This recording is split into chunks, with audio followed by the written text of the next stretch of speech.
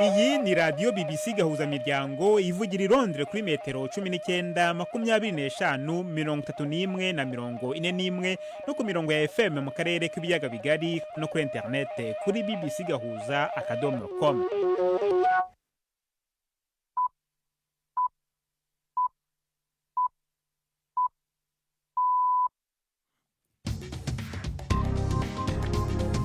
Ubu ni saa 10 n'igice ku isaha mpuzamahanga ya GMT, ni saa 12 n'igice ku isaha yo mu Rwanda no mu Burundi. Muri studio muri kumwe na Jacques Niyitegeka, afatikanije kandi na Mark Niyonkuru.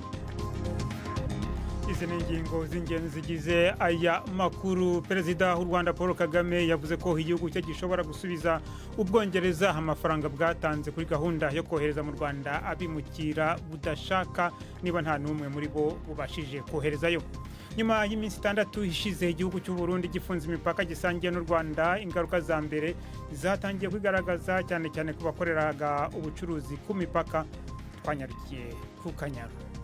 Gusa niba narabonaga n'ibyo bihumbi 10 ku munsi nkaba ntabona n'ibihumbi 2, urumva nagiranya kuri kanga. Hari ibishoboka nuko nabona ibintu bisubiye mu buryo nkabona ko umupaka bayifunguye. Ingaruka kandi ziraboneka no ku Barundi banyuraga kuri uwo mupaka berekeza mu gihugu cy'u Buganda. Kuvuga umunsi zugara volcano kuvye nabonye n'amaso, hari bare batabuje cyababwira imipaka irugaye, byace bibaburije ko basubiza amatike, cyabasubiza amafaranga yabo, bace basubira bamwe muhira, bandi bahagenda nyene kwizo nzira numva zo guca Tanzania. Turumva nuko bimeze mu mikino y'irushanwa ry'igikombe cya Afrika cy'ibihugu umupira w'amaguru, hirushanwa ribera mu gihugu cya Cote d'Ivoire. Tunabafitiye n'ikiganiro cy'abagore muri mwese. Ikaze muri amakuru yo kuri uyu wa gatatu itariki ya 17 z'ukwezi kwa mbere.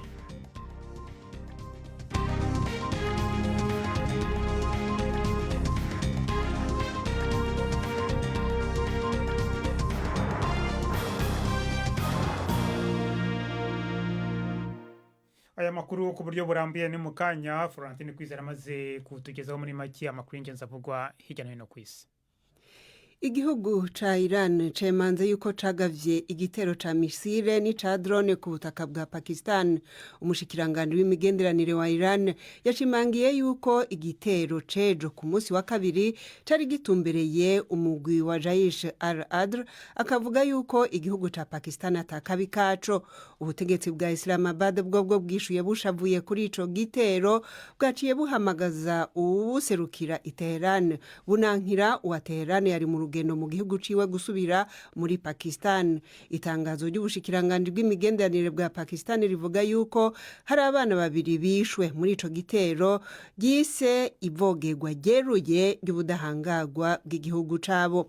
Umuvugizi w'ubwo bushikiranganje Zahara Baloch yavuze yuko Tehran yategujwe kwirengera ingaruka z'ivyo yakoze. Pakistan reserves the right to respond to this illegal act and the responsibility for the Pakistan irafise uburenganzira bwo kwihorera iki gikorwa kidakurikije amategeko, kandi ingaruka zavyo zizobazwa Iran. Twahaye ubutumwa leta ya Iran, twabamenyesheje kandi ko Pakistan yafashe ingingo yo guhamagaza ambasaderi wayo muri Iran, kandi ko ambasaderi wa Iran muri Pakistan ubu ari mu rugendo rw'akazi muri Iran ashobora kutagaruka muri iyi misi. Twafashe ingingo yo guhagarika by'agateganyo ingendo z'abategetsi bo hejuru zari zihari canke zariko zirategurwa mu misi za hagati ya Pakistan na Iran. Or were planned between Pakistan and Iran in the coming days. Umugwi Jaish al-Adl wagirizwa kuba inyuma y'ibitero ku bajeje umutekano ba Iran, kandi Iran iheruka kugaba ibindi bitero kuri Iraq na Syria muri iyi ndwi nyene. Abategetsi ba Hamas muri Gaza bagereranya amasaha 28 heze n'igihe ca mbere gikomeye kuva intambara bari mwitanguye. Ubushikiranganje bw'amagara y'abantu ku ruhande rw'abanyapalestina bukamenyesha yuko abantu barenga 160 bishwe, abenshi muri bo bakaba baguye mu bitero vya nijoro vya Israel, haba ibitero vy'indege canke intambara zo ku mabarabara mu gisagara co mu manuko ca Khan Yunis. Abenshi mu banyagihugu bahunza ko karere. Ingabo za Israel nazo nyene zirabandanije kumijagira ibisasu ku mugwi wa Hezbollah ushigikiwe na Iran mu bumanuko bwa Libani. Uwo mugwi Hezbollah wari wateye ibisasu ku imodokari by'imitamenwa mu kirindiro c'igisirikare ca Israel kiri ku rubibe. Ingabo za Israel zimenyesha kandi ko zisha abanyapalestina indwi mu karere ka Cisjordani. Umuryango ujejwe gutabara imbabare Croissant Rouge wa Palestina umenyesha yuko 4 bahitanywe n'ikintu caturitse imbere y'umutwenzi inyuma yaho imodokari za gisirikare zizungurukiye ikambi ya Turkam mu buraruko bw'ako karere ka Cisjordani. Abandi banyapalestina 3 bishwe mu gitero c'igisirikare hafi y'ikambi y'impunzi ya Balata mu buseruko bw'igisagara ca Nablus. Igisirikare cavuze yuko umwe muri abo bapfuye yariko ategura igitero bise iciterabwoba. Ubutegetsi bujejwe amagara y'abantu ku ruhande rw'abanyapalestina bumenyesha yuko abanyapalestina barenga 300 bamaze kwicwa mu karere ka Cisjordani n'ingabo za Israel canke abakoloni b'abajuif kuva intambara itanguye muri Gaza. Imwumva ni BBC gahuzamiryango. Perezida w'u Rwanda Paul Kagame avuga yuko yiteguye gusubiza miliyoni z'amadolari igihugu c'Ubwongereza hamwe amategeko yaco atorekurira leta z'ibihugu byompi gushira mu ngiro umwumvikano byagiranye wo kurungika mu Rwanda baja gusaba ubuhungiro mu Bwongereza bidaciye mu mategeko. Muri uwo mwumvikano leta y'Ubwongereza iteganya kurungika abasaba ubuhungiro mu Rwanda mu gihe ubusabe bwabo buba bukiriko burihwezwa. Aborungikwa ntibaba bagifise uburenganzira bwo kuronswa ubuhungiro mu Bwongereza. Mu ijambo yahaye BBC igihe yari mu nama Davos ihuza ibihugu n'ibigo vyigenga ku vyerekeye ubutunzi World Economic Forum, Bwana Kagame yavuze yuko atahahuriye n'ikibazo catewe n'uyu mwumvikano kiri hagati y'abanyapolitike b'Ubwongereza. Abanyamakuru bavuga yuko nubwo leta y'u Rwanda yoryoherwa n'amafaranga yokura muri uwo mwumvikano, itazogubwa neza no gushingwa ijisho ku bijanye n'iyubahirizwa ry'agateka kazi na muntu. Leta sentare ntahinyuzwa muri Sri Lanka yanse ingingo yo gutanga ikigongo c'umukuru w'igihugu cari cahawe wahoze ari umushingamateka yari yagirijwe icaha co kwica mukeba wiwe muri politike amurasiye mu bantu. Ibindi kuri iyi nkuru ya Ambarasana Etirajan ni mwidri rya Yvette Kabatesi. Abacamanza batangaje ko nta hantu na hamwe imbabazi zari zatanzwe no wahoze ari perezida wa Sri Lanka Rankan Gotabaya Rajapaksa zifite ishingiro mu mategeko. Silva yari yakatiwe igihano cy'urupfu hamwe n'abandi bantu 4 bashinjwa kwica umunyapolitike utaravugaga rumwe nabo n'abayoboke be 3 mu 2011. Umuryango w'abibumbye ONU n'indi miryango irengera ikiremwa muntu yamaganye bikomeye izo mbabazi, ivuga ko bihabanye n'igihugu kigendera ku mategeko. Icyemezo cyahise kijuririrwa mu nteko n'abavandimwe babishwe. Silva yari umunywanyi wa politike wa Bwana Rajapaksa wirukanywe ku butegetsi hashize imyaka 2 n'abigaragambyaga bateye ingoro ye mu gihe cy'ibibazo by'ubukungu. Dangirize mu Bubiligi abategetsi bamenyesha yuko mu mwaka uheze bafashe urumogi rwinshi ku rugero rutari bwaboneke ku kivuko ca Antwerp. Ico kivuko kikaba cabaye irembo rikuru ricishwamo urumogi ruturutse muri Amerika y'ubumanuko. Umushikiranganje w'ikigega ca leta y'Ububiligi Vincent van Petergem yavuze yuko toni 116 za kokayine zafatiwe Antwerp muri 2023, urugero rwiyongereye k'ibice 5% ugereranije n'ugwari rwafashwe muri 2022. Birakekwa yuko ico gitigiri co baragace gatoya gusa ku rugero nyakuri k'urumogi rushika kuri ico kivuko. Ububiligi, Ubuholande na Espagne nivyo bihugu bitatu vya mbere by'umugabane wa Buraya bicishwamwo urumogi rwinshi ruturutse ahanini mu bihugu vya Panama, Colombia na Ecuador. Jacques Rakoze Florentine kwizera kwiyonca makemako.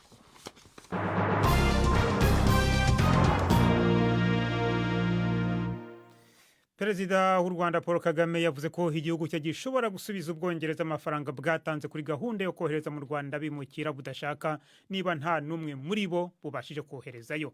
Ni inkuru yo ku rubuga rwa BBC mugezwaho na Yvette Kabatesi. Mu kiganiro cyihariye na BBC mu mashusho yafatiwe mu nama mpuzamahanga ku bukungu, Perezida Kagame yabajijwe ku cyemezo cy'urukiko rw'ikirenga kivuga ko igihugu cye kitize umutekano. yasubije ko imbogamizi ku bijyanye n'umugambi ku Rwanda ari ibibazo bireba Ubwongereza atari iby'u Rwanda. Yavuze ko amafaranga azakoreshwa gusa mu gihe abo bantu bakoherezwa mu Rwanda kandi ko azasubizwa nibatoherezwayo. Sentare Nahinyuzwa yavuze ko igihugu cyawe kidatekanye ku mpunzi. Haratekanye? Ibibazo Ubwongereza, icyo ni ikibazo cy'Ubwongereza si icy'u Rwanda. Ariko uriko urahabwa amamiliyoni amajana y'amakori y'Abongereza kandi ata mpunzi n'imwiza. Azakoreshwa ku bazaza, nibataza dushobora gusubiza amafaranga.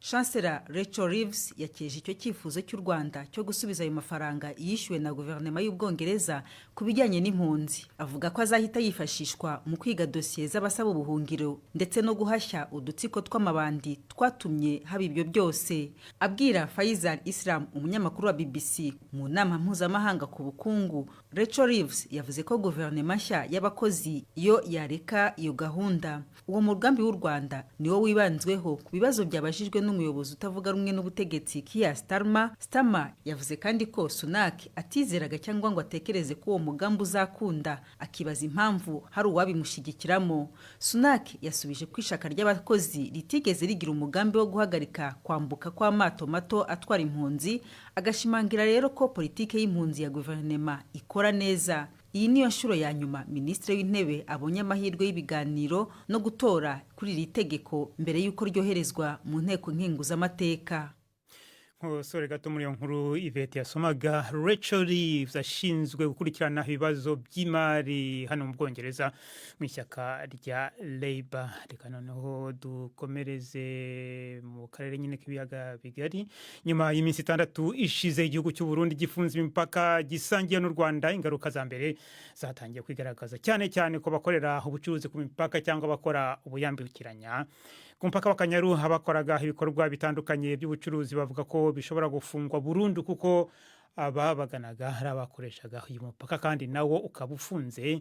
Bimwe mu bikorwa byabangamiwe ni nk'ibyo gutwara imizigo mu makamyo, ingendo zambukiranya imipaka ndetse n'ubucuruzi buciriritse bwakorerwaga hafi y'umupaka. Mugenzi wanjye Jean Claude Mwambutsa yasuye uyu mupaka ejo aganira na bamwe mu bawukoreshaga.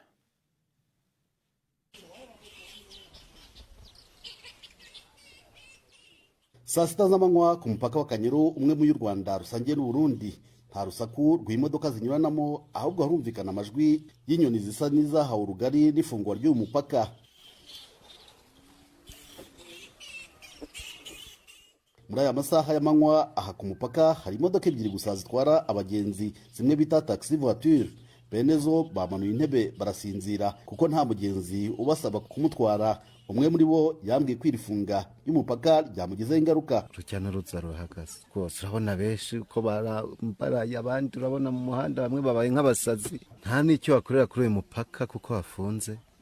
Ko mbe navuga ngo ndeke tagisi basi ncuruza ibindi, n'ibyo nacuruza nta wabikora. Ubu turi mu gahinda. Ubu se tuvuge nk'icyo winjizaga ku munsi ubu cyagabanutse ku buryo bungana gute?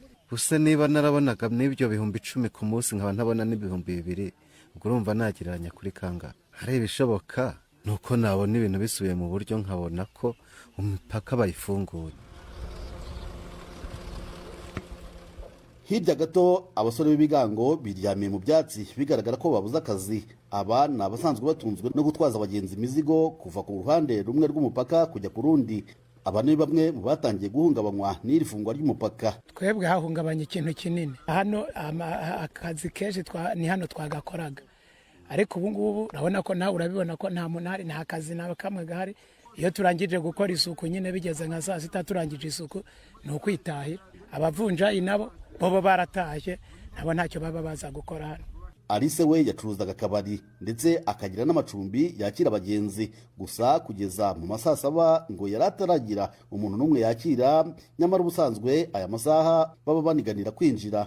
Abakira babonekaga kubera ko abantu binjiraga abandi bagasohoka. Nanone abandi bantu baza hano n'abaturage ba hano basanzwe bafite akazi, ako kubera ko bafunze ndabona amaherezo ari gufunga nyine umuntu agataha. N'abandi niko bimeze, benshi barafunze business barareka. Ntitwashoboye kumenya uko ibintu bimeze ku ruhande rw'u Burundi gusa uwitwa Kiza Jean Marie Vianney watwaraga abagenzi kuri uyu mupaka avuga ko igihombo kizaba rusange ku banyarwanda ndetse no ku barundi. Bambutsaga ibigori, bambutsaga ubuto, imodoka zabo ziza kunywa sasa mu Rwanda, tufataga abarundi nabo bagafata abanyarwanda bagiye Burundi. Urumva yari impanguye ku bagenzi kuko hano tudafite abagenzi b'abarundi bari kwambuka, ni nako nabo badafite abanyarwanda bari kwambuka. Nubwo bahura n'ingaruka, bake nibo basobanukiwe n'impamvu zateye iki kibazo. Ikibashishikaje si ukumenya izo mpamvu, ahubwo nuko babona imipaka yongeye gufungurwa. Icyifuzo gihari nta kindi, nuko bakumvikana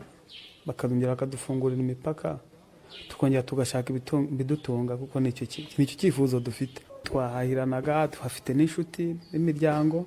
Nubwo uyu mupaka ufunze ku ruhande rw'u Burundi, ngo haracyari abantu mbarwa bemererwa kwambuka, baba bava mu Burundi cyangwa se aberekezayo. Abakorera aha ku mupaka bambwiye ko hari abanyarwanda bakirwa bavuye mu Burundi batashye, cyangwa se abarundi bahisemo gusubira iwabo. Gusa wa murongo w'amakamyo ahetse ibicuruzwa ndetse n'imodoka nyinshi zitwara abagenzi ntiwamenya ko byigeze kuharangwa. Jean Claude Mwambutsa, BBC Ikaze ku mupaka wa Kanyaru. Hakurya mu Burundi, abarundi bafata ingendo berekeza mu gihugu cy'Ubuganda bavuga ko muri minsi batoroherwa mu ngendo zabo kubera umupaka w'u Burundi n'u Rwanda wugaye. Kare bahora baca mu Rwanda kubera ariho hafi, ariko ubu ngo bibasaba kuzunguruka bagaca muri Tanzania aho babona ko ari kure n'amabarabara ngo akaba ari mabi. Abadufasha kwegeranya amakuru mu Burundi bagendeye hari igituro cy'imodoka zahora zunguruza abajya mu Rwanda n'abajya mu karere, maze badutegurira inkuru mugezwaho mushikirizwa na ashyushye muhawe nayo.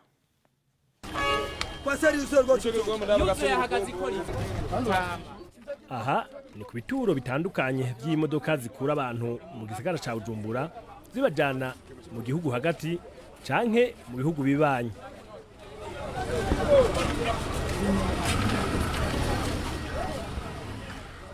Nubwo ibikorwa byo gupakira abakiriya bishushe ku miduga iraha mu micungararo, siko biri ku cicaro ca Societe Volcano isanzwe ijana abantu mu Rwanda.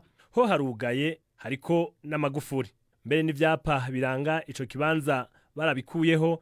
Nta modoka nimwe uhasanga, eka nta n'umukozi. Impande yaho uhabona abanyagihugu badandaza ibintu bitandukanye. Benshi muri bo ntibashima kugira ico bavuze, ariko umwe mu bakokayi yemeye kuvuga aratubwira uko byagenze kugira volcano yugare.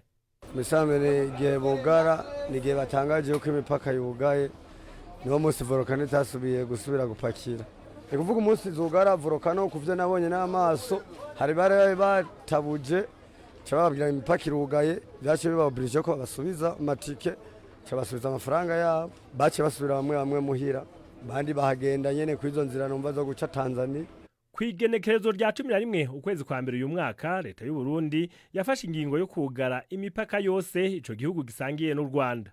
Yagiriza ico gihugu guhindaro no gufasha mu vy'uburyo imihari y'abagizi ba nabi bahungabanya umutekano w'u Burundi. Iyi ngingo yatumye abanyagihugu b'ibihugu vyompi badashobora kugenderanira. Yagize kandi ingaruka ku barundi bafise imirimo basanzwe baja kurangurira mu gihugu ca Uganda. Umwe mu ngenzi yarahejeje kurira imodoka agana muri Uganda yasiguye ingorane bagira. Tugiye Kampala, umwe cyo muri Tanzania, ariko ntivyorosha amabarabara si meza. Kaye twara duca mu Rwanda, kaye twara turi 130, ariko umwe turi 150. Ibiciro byace biduga. Kaye n'amafaranga mu nzira ni menshi turiha hajya tugongesha. Ariko mu Rwanda twarengana neza nta kibazo. Kandi haba na hafi. Mu Rwanda hari amakaburimbo hose. Ariko muri Tanzania amabarabara ni mabi n'amabarabara y'ivyondo. Twe dusaba ko mu Rwanda bose bakatwugururira, tugasubira tukaca kwera n'ingezi zija mu Rwanda byatworohera kwera hariho nk'abasigara mu Rwanda. Umva ubunye biragoye kuje mu Rwanda. Icatumye u Burundi bwugara imipaka busangiye n'u Rwanda ni igitero cabaye kwigenekerezo rya 20 Kigarama mu 2023 cahitanye abanyagihugu 20 muri zone Gatumba, komine Mutimbuzi mu ntara ya Bujumbura. Cemanzwe n'umuhari Red Tabara ugizwe n'abarundi bagwanira mu buseruko bwa Republika ya Demokarasi ya Kongo. Mu kiganiro n'abanyagihugu mu mpera z'umwaka uheze, umukuru w'igihugu cy'u Burundi Evariste Ndayishimiye yavuze ko umutwe w'uwo muhari uri mu gihugu cy'u Rwanda, ariko u Rwanda rwarabihakanye. Urakoze Siriake muhawe nayo kuri nkuru.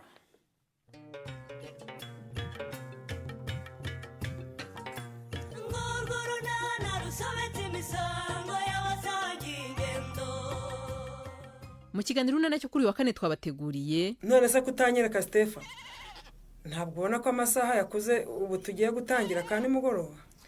Uretse akanya yewe nkuremo telefone ndashaka kubikubwira nanabikwereka rwose. Ibiki se umbwira unananyereka? Sinshaka kuzagira ubyumva na rwose ukaba wagira ngo hari uruhare mbifitemo cyangwa ni ngewe wabiteguye.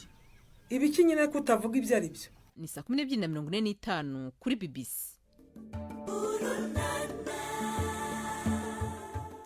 Noneho ni umwanya w'ikiganiro cy'abagore mugezweho na Ivete Kabatesi.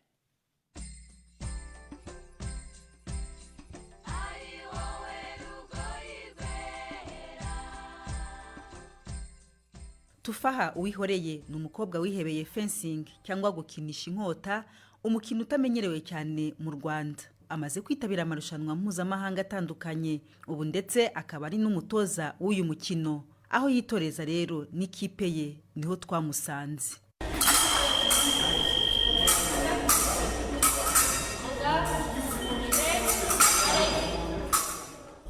Fencing ni siporo nk'izindi, gusa aho bitandukaniye n'indi mikino nuko twebwe dukoresha inkota tukambara n'imyenda yabugenewe mu gihe turi gukina ku buryo utakomeretsa mugenzi wawe.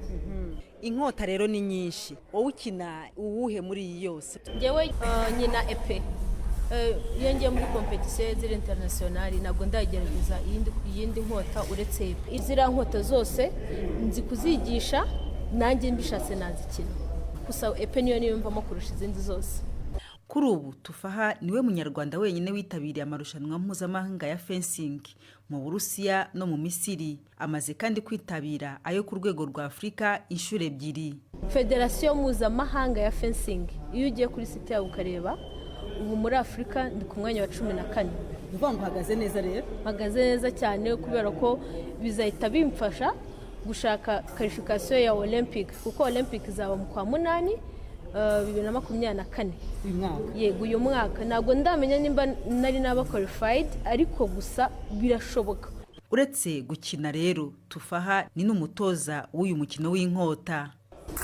Ego ubutoza narabwigiye, nize mu Academy d'Armes muri Algeria, niho haba University of Fencing ururimi rw'igifaransa. Uyu mukino wa fencing nturamamara cyane mu Rwanda. Tufaha ngo yahisemo gushinga ikipe ye ya fencing kuri Stade Amahoro. Urumva twakoreraga hanze ya federation yacu, ariko bagiye kubaka stade ndavuga se kuko federation ubwayo yari yavuze ngo nta sare mufite na nta mufite wo gukorera.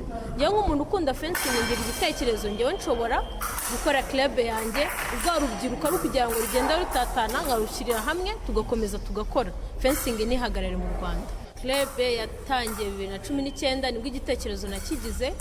Mfite abakinnyi 16, nkagira abanyamahanga 3, ari classes ngira zitwa private classes. Ushobora kugusanga iwawe nkakwigisha, noneho mu gihe utabonetse ukaza gukorera hano muri club. Bamwe mu bakinnyi ba Tufaha bavuga ko bamwigiyeho byinshi. Good. Marche. Démarche. Marche. Amazina yanjye nitwa Tuyishimira Adinani, imyaka 27. Maze imyaka 3 nyina fencing. Natojwe na Tufaha guturuka kuri 0. Byarangoye cyane pe, ko byafashe n'igihe kinini ntiyacika intege, ahera hasi yaramfuruma. Hari abandi batoza b'abasore cyangwa se b'abagabo, kuki wahisemo umukobwa? Najyaga mbona mu video bwiwe kandi mbona asohokera n'igihugu, ndavuga ati no muntu byanga byakunda ikintu ashaka kongezaho. Nitwaza neza chance Ornella, mfite imyaka 27. Yanga bandu umukinnyi mushyashya wa fencing. Umaze igihe kingana gute? Amezi 2. Urabona naga abakobwa ari benshi bakina fencing. Icyo mwigiraho nuko yabitangiye turi kumureba, ariko akaba amaze kugira ahantu hashoboka. Rero nanjye nkumva ntarirarenga, nafatiraho nkamufatiraho urugero, nkava ku rwego rumwe nkajya ku rundi. Mbere yo kwinjira mu mukino w'inkota, Tufaha ngo yagerageje indi mikino myinshi. Ni gute yaje kwisanga mu banyamuga ba fencing itaramamara mu Rwanda? Kwako nyiri umwana nari navuze ngo nzabe umusirikare, noneho ngezeyo badusobanurire fencing baravuga ngo ni umukino w'abasirikare n'iki, ndavuga ahubwo igisirikare nakigezemo. Tarangiye gukunda umukino, rangira kuwukina, noneho mfashe inkota numva nisi itamukunda gutya nibwo natangiye gukina fencing icyo gihe. Nibaza ko ari umukinyo ukuntu twabibonye usaba imbaraga nyinshi cyane, urumva uzifite nk'umukobwa. Urebye nta gukoresha imbaraga nyinshi cyane kuko balance z'imbaraga ukoresha n'uburyo buri gutekereza bigomba kuba bingana muri fencing. Fencing ntabwo irebera ku myaka kuko habaho na competition z'abavetera bafite n'imyaka na 80 n'ingahe ariko bagakomeza bagakina. Ariko hari ibihe umukobwa ageramwo akwagira intege nke, imihango se bigenda gute muri icyo gihe? Mu kibuga dukina iminota 3, wenda uri mu mihango iminota 3 ushobora kuyimanaginga ukahita uza ugafata imiti ukitunganya. Si nka football ushobora kumara iminota 90 uri mu kibuga. Iyo mfashe weapon ndi gukina ndi mu kibuga niho ibyishimo byanjye biba biri. Niyo nawe narakaye nkava mu rugo nyine wenda ndakaye ariko nagera mu bandi nakora fencing itanumva ntuje nyine. Ubwo bivuga ngo njyewe na fencing turakundana, niwe first boyfriend wanjye. Tufaha Uwihoreye, umukobwa ukina umukino w'inkota cyangwa se fencing. Ni hano rero tunasoreje, muramuke neza. Reka nawe tugushimire Ivete Kabatesi. Mu makuru y'imikino turacyari mu gikombe cya Afrika cy'ibihugu kirimo kubera mu gihugu cya Cote d'Ivoire. Munsi yateganijwe imikino yo mu itsinda rya gatandatu. Maroc irakina na Tanzania, naho Republika ya Demokarasi ya Kongo ihure na Zambia. Ku murongo wa telefone ndi kumwe n'umunyamakuru wa BBC Yves Bucyana ukurikirana iyo mikino ari mu Rwanda. Yves, amakipe ari buhure uyu munsi ahagaze gute mu kibuga? Ni bande bahabwa amahirwe kurusha abandi yo kunyeganyeza urushundura? Imikino tugiye kureba irabera hitwa San Pedro, niyo mu itsinda rya gatandatu. Maroc na Tanzania. Maroc irahabwa amahirwe, no mukino uza gukurikirwa n'umukino uhuza ikipe ya Kongo Kinshasa na Zambia. Mu by'ukuri uyu ni umukino ukomeye cyane abakunzi ba ruhago bategereje ari benshi, ariko reka mbanze mpe umwanya abakunzi ba ruhago twashoboye kuganira hano mu mujyi wa Kigali, twaganiriye batubwire bo abo baha amahirwe. Maroc ikipe y'amarushanwa imenyerewe hariya cyane, kandi ikipe y'abakinnyi bihuta ufite umukino mwiza uryoheye ijisho. Mpamya ko Tanzania imbere ya Maroc itari bwitware neza, ko ishobora kuza gutsindwa n'ibitego nka 2-0. Na amahirwe Maroc, kwa ko Maroc ifite abakinnyi birukanka cyane, ndayiha amahirwe 100%. Yanagitwara byose birashoboka muri football, ariko Tanzania urwego iriho ruri hasi. Ndaha Maroc nuko ari ikomeye kuri Tanzania. Ese Tanzania buriya nk'umukinnyi urimo ukomeye ni nk'uwe Samata wenyine ni wenzi, kandi nawe ubu ngubu sinzi uko ahagaze bitewe n'uko shampiyona akina mu ngubu ntago nyizi, ntago njya nyibona. Hanyuma Kongo Kinshasa na Zambia urahanda amahirwe? Ni Kongo ifite abakinnyi benshi bakomeye. Yves, ejo twatandukanye utubwira imikino ikinwa nijoro, harimo wa Namibia tunguye Tunisia. Byatewe n'iki ko bizwi ko hatari amakipe ari ku rwego rumwe? Jacques, na amakipe atari ku rwego rumwe. Namibia iri ku mwanya w'115, mu gihe ikipe ya Tunisia yo igeze muri iki gikombe inshuro 21, inshuro 16 zose zikurikiranyije. Mu by'ukuri benshi bakunza kuvuga ngo umuntu yagonzwe n'igare. No kuvuga ngo Tunisia yagonzwe n'ikipe ibayabaye, niko navuga, ugereranyije nuko amakipe yombi ahagaze. Ariko baravuga ngo umupira uridunda, umupira widunze rimwe ku munota wa 88, Namibia ibona igitego, hanyuma umukino urangira ari 1-0. Mu wundi mukino rero wo ikipe ya Mali yatsinze biyoroheye ikipe ya Afrika y'Epfo, nkuko nari nabibabwiye, ibitego 2-0. No mukino abantu bose bari biteze yuko Mali iwutsinda. Hanyuma umunsi w'ejo rero uduhishiye iki? Uduhishiye ihe mikino? Umunsi w'ejo turasubira kubona imikino 2 yo mu itsinda rya mbere, n'umukino umwe wo mu itsinda rya kabiri. Mu itsinda rya mbere Guinée Equatoriale izahura na Guinée Bissau, hanyuma Cote d'Ivoire yisobanure na Nigeria. N'umukino Nigeria isabwa gutsinda kuko yatangiye nabi inganya umukino wa mbere. Ni mu gihe mu itsinda rya kabiri Misiri izakina na Ghana. Misiri yaranganyije, Ghana iratsindwa, nawo ni umukino uzaba utoroshye. Urakoze Yves Bucyana, ni nawe rero ushoje amakuru yacu kuri wa gatatu. N'amakuru yarahagarariwe na Prudence Njyumva. Muramukiho, mwakoze.